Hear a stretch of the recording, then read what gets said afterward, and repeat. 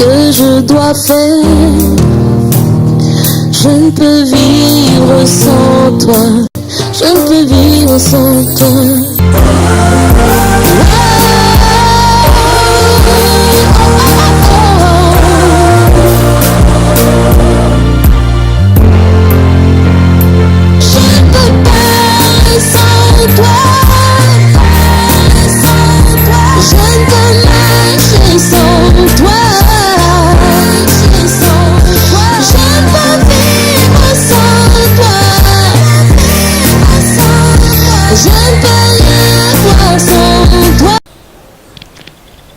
Bienvenue à votre émission Time for Change. Je suis le pasteur Justin Kabasele. Nous allons prier avant de commencer ce moment comme nous avons l'habitude de le faire. Père éternel, nous avons besoin de toi, Seigneur. Nous prions, Seigneur, que ta parole transforme nos vies. Que ta parole, Seigneur, vienne bouleverser quelque chose dans nos vies. Au nom de Jésus, partout dans le monde où les gens suivent ce message, je prie, Seigneur, que tu viennes dans leur cœur et que tu changes, que tu bouleverses les raisonnements, que tu changes notre manière de penser et que tu nous permettes de te ressembler davantage. Dans le nom de Jésus, nous avons prié. Amen. Que le Seigneur vous bénisse abondamment. Je suis le pasteur Justin Kabasele et j'aimerais m'entretenir avec vous sur la parole de Dieu. Aujourd'hui, nous allons parler d'un thème un peu spécial. Nous allons parler de enfants mais esclaves. Enfants mais esclaves. Qu'est-ce que cela veut dire? Vous savez, il y a beaucoup de gens qui vivent leur vie chrétienne étant sauvés comme des esclaves. Ils continuent à rester esclaves de plusieurs choses. Esclaves du péché, esclaves de leur vie passée, esclaves même de la chair, esclaves de toutes les choses qui les liaient avant, ils sont restés esclaves. La Bible dit, si Christ nous a franchis, nous serons réellement libres. Nous serons réellement libres, c'est ce que nous dit la parole de Dieu. Mais beaucoup de gens, malgré cela, restent esclaves de leur vie passée et restent esclaves de leur passé ou de leur péché d'avant. Je vais vous raconter une histoire. Aux États-Unis, c'est le pasteur Karamberi qui a raconté cette histoire récemment. Aux États-Unis, il y avait une dame qui était esclave. Elle avait des patrons qui étaient des blancs. Et cette femme noire qui était esclave a vécu avec ces hommes pendant des années. Et ils étaient tellement bien ensemble qu'avant la mort de ce couple blanc, ils ont légué tous leurs biens à cette dame. Ils ont écrit leur testament, et dans le testament qu'ils ont écrit, ils ont légué tous leurs biens, leur grande maison et toutes les richesses, de l'argent, des millions à cette dame qui était esclave. La dame occupait une toute petite maison, une toute petite pièce dans le terrain, dans la concession, et elle vivait dans cette petite maison et le couple vivait dans une très grande maison et ils ont légué tous ces biens à cette femme. Et maintenant regardez ce qui s'est passé, ils sont morts. Et quand ils sont morts, la dame est partie pour la lecture du testament, on lui a donné le papier, elle a pris le papier, elle a vu le papier, et elle a pris ce papier comme elle était illettrée, elle ne savait pas lire. Elle a pris ces papiers comme souvenir de ses patrons. Elle a pris ces papiers, elle est venue mettre sur son mur à la maison. Et elle a continué à vivre sa vie comme d'habitude. À un moment, l'argent lui manquait. Elle commençait à souffrir.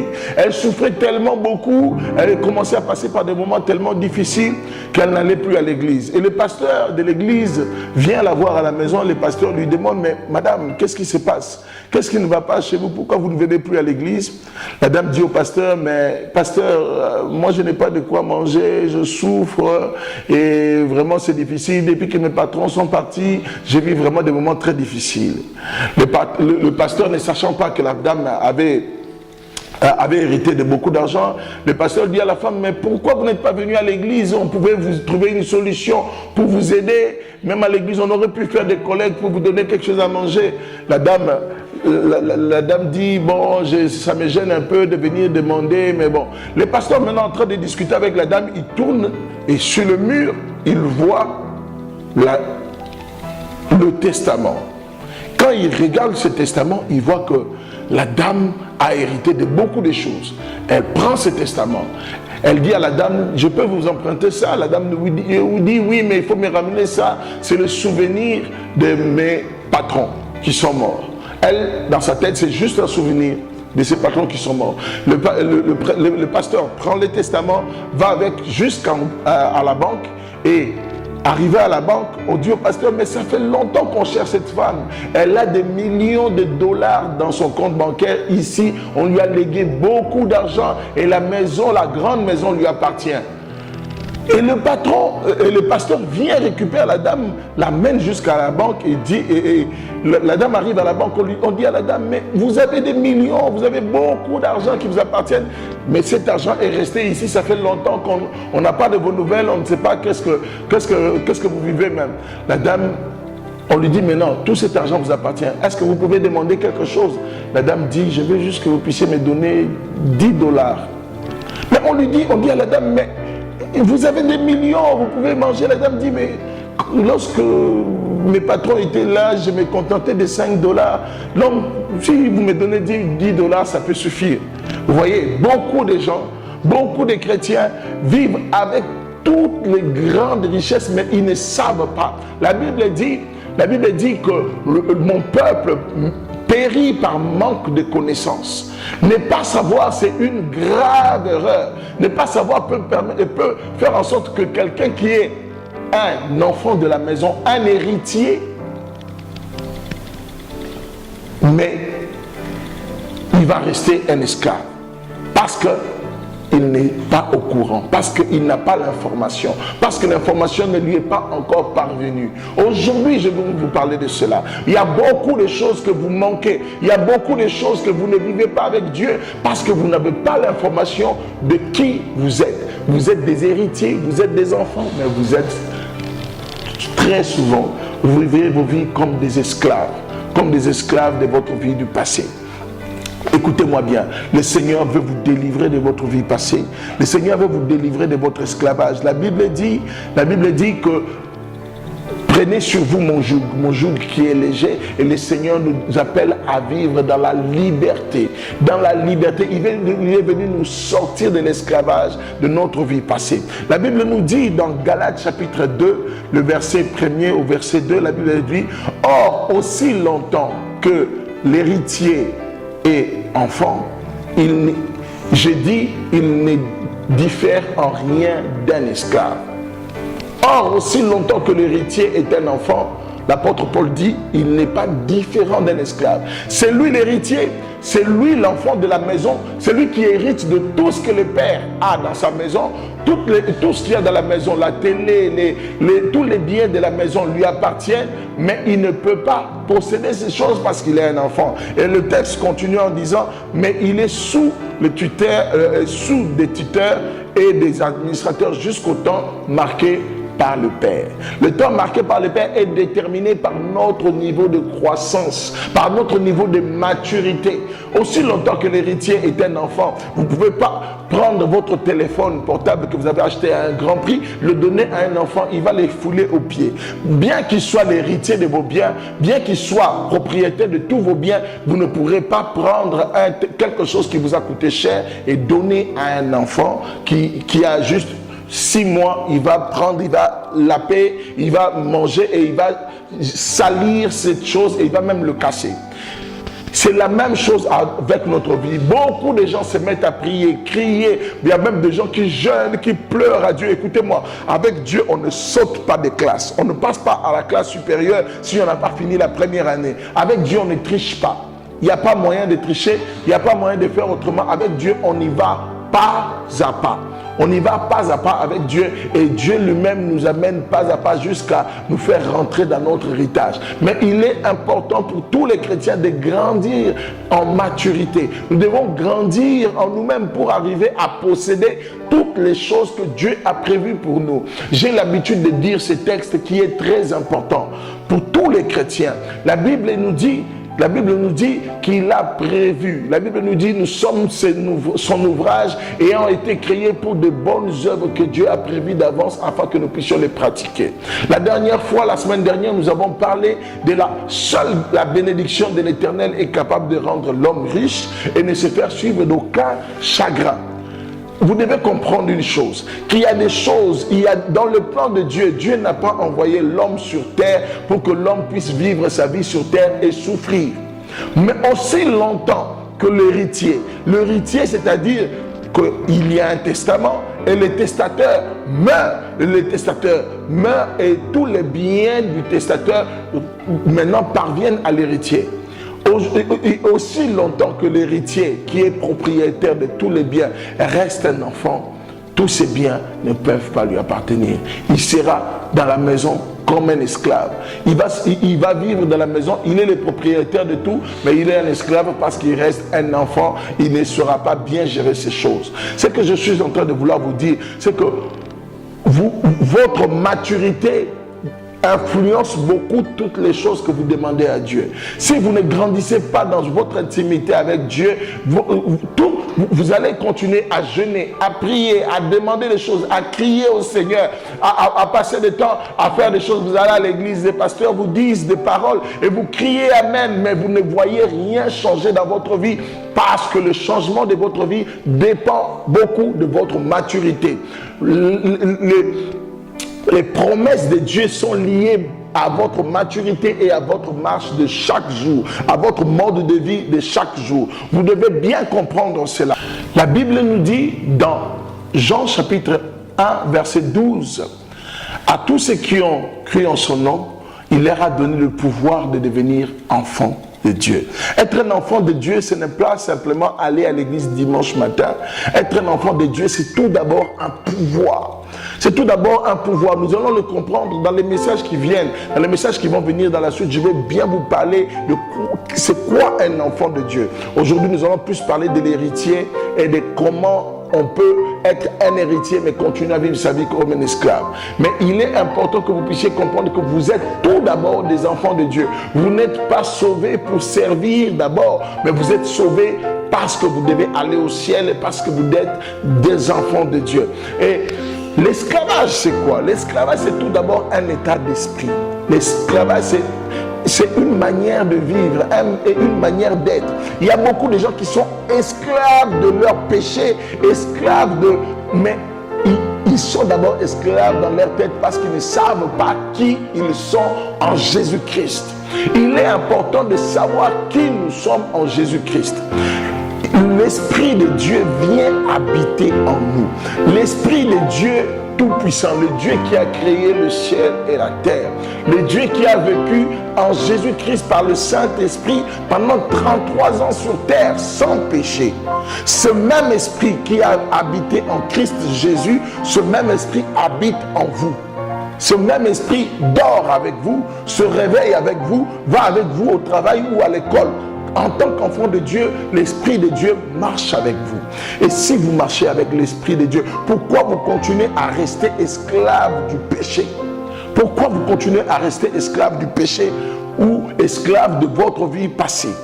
Écoutez-moi, l'esclavage vous entraîne vers le bas. Maintenant, le Seigneur veut vous délivrer dans le nom de Jésus-Christ de Nazareth. Vous écoutez cette émission parce que le Seigneur veut faire quelque chose dans votre vie. Il est important que vous puissiez d'abord arrêter à tout le temps demander des choses à Dieu sans qu'il n'y ait croissance de la gestion dans votre vie. Au lieu de vous battre tout le temps à demander des choses à Dieu, demandez à Dieu de vous apprendre à gérer les biens qu'il peut vous donner. Notre croissance, notre maturité dans la gestion des biens que Dieu peut nous donner déclenche le ciel, ouvre le ciel sous nos têtes et actionne l'œuvre du Saint-Esprit pour nous permettre de vivre des choses avec Dieu. Lorsque vous avez besoin de quelque chose, la Bible nous dit, ne vous amassez pas des trésors sur la terre, là où la teigne et la rouille détruisent, mais amassez-vous des trésors dans le ciel. Ne cherchez pas à boire ou à manger, votre Père Céleste sait que vous en avez besoin. Votre Père Céleste sait que vous en avez besoin, mais tout cela dépend de votre maturité. Je le répète encore, cela dépend de votre maturité. Plus vous apprenez à gérer 1 million, Dieu vous donne 1 million. Plus vous apprenez à gérer 20 millions, Dieu vous donne 20 millions. La gestion, votre manière de gérer les biens que Dieu met entre vos mains, déclenche ou détermine les niveaux de choses que Dieu peut vous donner. Plus vous êtes capable de gérer beaucoup de choses, plus Dieu vous donnera beaucoup de choses. La Bible dit, celui qui est fidèle dans les petites choses, le Seigneur lui accordera de grandes choses. Votre manière de gérer, votre gestion de votre vie quotidienne détermine les choses que Dieu peut vous donner. Vous savez, aussi longtemps que l'héritier est un enfant, il n'est pas différent d'un esclave, veut dire que vous pouvez être le maître de tout, mais parce que vous ne savez pas gérer, parce que vous n'êtes pas capable de gérer, votre Père ne va pas mettre ses biens entre vos mains. Bien que vous soyez l'héritier, on va donner à des gestionnaires, des gens qui vont venir pour vous aider à gérer parce que vous ne pouvez pas le faire. Alléluia. J'espère que vous êtes en train de bien comprendre cela. La deuxième chose, notre croissance dans notre caractère. Votre caractère, votre manière d'aimer les autres, votre manière d'être fidèle, votre manière d'être patient, votre manière d'être doux, le Galates 5, 22. La maîtrise de soi, la fidélité, la douceur, la patience, la tempérance, la bienveillance, votre caractère. Plus votre caractère s'élève à la stature parfaite de Jésus, plus vous entrez en possession de toutes les choses que Dieu a prévues pour votre vie de chaque jour. Vous devez le comprendre. Il ne suffit pas simplement de venir crier, pleurer à Dieu, mais il faut aussi vous élever à la maturité nécessaire. Vous devez comprendre une chose. Votre priorité doit être d'abord le royaume. Plus quelqu'un demande le matériel, plus Dieu voit que cette personne n'a rien compris à sa vision à lui. À sa vision, la vision de Dieu c'est quoi? C'est que nous devons d'abord chercher le royaume et les choses de ce monde nous seront données. Nous serons donnés. Je le répète encore, nous devons d'abord chercher à faire grandir le royaume de Dieu sur terre et les choses de ce monde nous seront données. Nous devons d'abord travailler en nous le caractère de Dieu. Là où vous êtes au travail, est-ce que les hommes voient en vous que vous êtes un enfant de Dieu? Est-ce que les hommes voient en vous que vous êtes quelqu'un de sauvé? Est-ce qu'il y a une différence entre vous qui le servez et ceux qui ne le servent pas? Aujourd'hui, il n'y a plus de différence entre ceux qui servent Dieu et ceux qui ne le servent pas. Aujourd'hui, on voit tout le monde venir à l'église, tout le monde fait les mêmes choses, que ce soit les chrétiens ou les païens. Les gens vivent en concubinage. Même dans l'église, il y a des gens qui continuent à vivre dans les mêmes choses. On ne voit pas cette différence entre ceux qui servent Dieu et ceux qui ne servent pas Dieu. Nous devons marquer la différence. Par notre vie de chaque jour, par notre comportement, nous devons manifester Christ. Au travers de nos vies, les gens doivent voir la nature de Jésus, doivent voir au travers de nos vies le caractère de Jésus, la compassion de Jésus, l'amour, la fidélité, la bienveillance, la patience, la maîtrise de soi. Toutes ces choses doivent nous caractériser. Lorsque les gens nous regardent, les gens doivent voir des petits Christ chaque jour qui marchent et qui ne vivent pas comme tout le monde. C'est pourquoi l'apôtre Paul était capable de dire: ne vous conformez pas au siècle présent. Ne vivez pas comme les gens du siècle présent. Ne vivez pas comme tout le monde tout autour de vous. Ne vivez pas comme toutes les personnes qui vous entourent à l'école, à la maison. Ne vivez pas comme tout le monde, mais soyez transformés par le renouvellement de l'intelligence. Ça veut dire épouser la nouvelle manière de penser qui vous vient du ciel, la manière de penser qui vous vient du ciel, la manière le caractère qui vous vient du ciel, la manière de parler aux hommes qui vous vient du ciel, qui vous vient même de la nature même de Christ Jésus. Que le Seigneur permette en sorte que notre caractère soit changé et transformé à l'image de Jésus. Votre croissance aussi de votre intimité avec Dieu détermine toutes les choses que vous pouvez avoir de Dieu. Vous savez, aussi longtemps que l'héritier ne grandit pas dans son intimité avec Dieu, aussi longtemps que l'héritier ne grandit pas, l'enfant même, le propriétaire de toutes les choses de la maison, aussi longtemps qu'il ne grandit pas dans sa manière de gérer les biens du Père, dans sa manière de gérer tout ce que le Père peut mettre entre ses mains, aussi longtemps qu'il ne grandit pas dans sa gestion, aussi longtemps qu'il ne grandit pas dans son caractère, aussi longtemps qu'il ne grandit pas dans son intimité avec le Père, il n'est pas différent d'un esclave. Voilà ces choses. Ces choses s'offrent à vous aujourd'hui. Le Seigneur vient interpeller votre cœur aujourd'hui. Vous devez retenir ces trois choses. Vous devez apprendre à mieux gérer vos finances. Vous devez apprendre à mieux gérer tous les biens. Dieu n'aime pas le gaspillage. Dieu n'aime pas le gaspillage. Rappelez-vous une chose. Le jour où Jésus a fait la multiplication de pain, ils étaient 5000 personnes. Il a fait la multiplication de pain. Ils ont tous mangé. Ils ont bu et ils ont mangé. Mais après, il y avait des restes. Jésus a dit de récupérer tous les restes. Il pouvait, comme il y avait la multiplication, il pouvait multiplier encore demain. Il pouvait faire encore un autre miracle demain et les gens allaient vivre quelque chose d'extraordinaire. Mais non, il a dit de tout ramasser. De tout ramasser, de ramasser tout le reste, parce que Dieu n'aime pas le gaspillage. Rappelez-vous, tous les biens que Dieu vous donne, ne gaspillez pas les biens que Dieu vous donne. Si vous voulez aller à l'étape supérieure avec Dieu, ne soyez pas amoureux de l'argent, n'aimez pas l'argent, n'aimez pas les choses de ce monde, mais apprenez à gérer tous les biens que Dieu met entre vos mains, parce que c'est seule la gestion des biens que Dieu met entre vos mains qui détermine la confiance que Dieu peut continuer à avoir par rapport à vous. Et aussi, il y a la gestion, et il y a aussi le caractère, et il y a aussi l'intimité. Que ces choses rentrent dans nos cœurs et que le Seigneur nous permette de vivre dans ces choses et de grandir dans notre intimité avec lui. Que le Seigneur vous bénisse abondamment, que là où vous êtes, que vous puissiez faire rentrer ces pensées dans votre esprit, que Dieu veut d'abord, avant de vous bénir, avant de vous faire tous les biens nécessaires, avant de vous faire tout ce qui est possible d'être fait comme bien, Dieu veut d'abord que vous puissiez grandir dans votre gestion matérielle, financière, dans votre gestion de tous les biens qu'il vous donne, dans votre gestion de vos enfants, dans votre gestion de vos relations avec vos amis, votre gestion de tout ce que Dieu met entre vos mains. Dieu veut que vous puissiez apprendre à bien les gérer, et Dieu veut aussi que vous puissiez grandir dans votre caractère, que vous puissiez apprendre à lui ressembler davantage, et Dieu veut que vous puissiez faire grandir en vous une intimité profonde avec lui. Que ces paroles restent à jamais dans vos cœurs et que ces paroles produisent des fruits dans vos vies pour que vous puissiez grandir dans votre intimité avec Dieu, dans votre caractère et dans votre gestion de vos biens.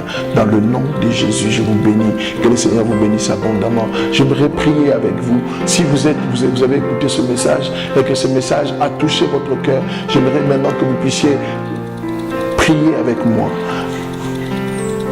Fermez vos yeux, nous allons prier. Tu dis au Seigneur, Père éternel, me voici. Me voici, Seigneur. Apprends-moi à gérer. Apprends-moi à gérer. Je ne suis que gestionnaire de tous les biens que tu mets entre mes mains. Apprends-moi à être un bon gestionnaire de tous les biens que tu me donnes. Apprends-moi à bien gérer tous les biens que tu me donnes.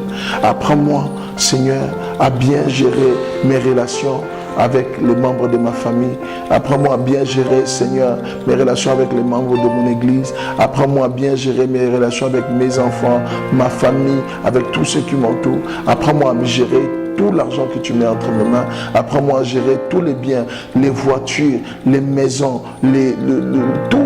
Apprends-moi à te chercher chaque jour. Seigneur, transforme, viens travailler mon caractère, viens travailler mon caractère, viens me changer, permets-moi de te ressembler davantage, permets-moi d'aimer comme toi, de parler comme toi, d'être transformé à ton image, dans le nom glorieux, puissant de Jésus-Christ de Nazareth. Que Dieu vous bénisse abondamment au nom de Jésus. Amen. J'aimerais maintenant vous inviter à visiter notre site web. Visitez notre site web www.Time for Change TV. Vous pouvez aussi liker notre page YouTube. Vous pouvez aller sur notre page YouTube Time for Change TV pour pouvoir recevoir nos vidéos Nous faisons des vidéos chaque semaine. Vous pouvez recevoir toutes les vidéos, des émissions qui passent chaque semaine. Il y a plusieurs formes d'émissions. Que le Seigneur vous bénisse abondamment. Aimez notre page YouTube. Abonnez-vous sur notre page YouTube. Comme ça, vous allez commencer à recevoir régulièrement nos vidéos pour la transformation des vies, pour vous permettre à ressembler à Jésus, pour vous permettre d'aller jusqu'à manifester la gloire de Jésus sur terre. Que le monde voit que Jésus règne réellement dans vos vies au travers de votre marche, au travers de votre vie quotidienne. Vous pouvez nous retrouver aussi à la mission internationale de la nouvelle vie, Carrefour Abata, sous la route d'Abata. Je suis le pasteur Justin Kabasele. Je travaille avec le pasteur Patrick Okubo à la mission internationale de la nouvelle vie sur la route d'Abata, à la Riviera Palmeraie, en Côte d'Ivoire, à Abidjan. Que Dieu vous bénisse abondamment partout dans le monde où vous nous suivez. Je vous encourage vraiment à vous abonner à notre page YouTube et à vous abonner aussi sur notre site web pour recevoir nos émissions. Et sur notre site web, il n'y a pas que mes messages, il y a les messages de plusieurs hommes de Dieu qui sont inspirés pour vous donner des messages qui peuvent transformer vos vies. Que le Seigneur vous bénisse abondamment. Abonnez-vous, suivez-nous, que le Seigneur vous bénisse. Que si ce message vous a touché, laissez-nous un commentaire et que le Dieu vous bénisse abondamment au nom de Jésus. Amen. Dis-moi ce que je dois faire. Je ne peux vivre sans toi. Je ne peux vivre sans toi.